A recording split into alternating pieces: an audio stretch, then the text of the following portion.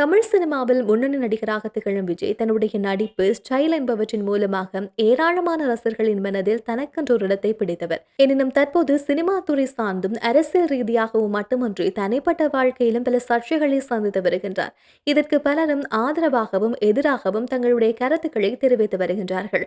இந்த நிலையில் விஜய் பற்றி இயக்குனர் ராஜகுமாரின் சமீபத்தில் அளித்த பேட்டியொன்றில் தற்போது சமூக வலைதளங்களில் வைரலாகின்றது. அதன்படி அவர் கூறுகையில், வாரிசு படத்தில் விஜய் சார் ரொம்ப மோசமாக நடித்திருந்தார். அப்பாவை பார்த்து கிண்டல் செய்வது போலதான் அந்த படம் இருக்கும். விஜய்க்கு பொறுப்பு இல்லையா? அவ்வளவு பெரிய இடத்திலிருந்து அப்பாவை திட்டுற மாதிரி நடித்தால் உங்களை பின்தொடரும் ரசிகர்கள் அவர் அப்பாவை திட்டமாட்டானா?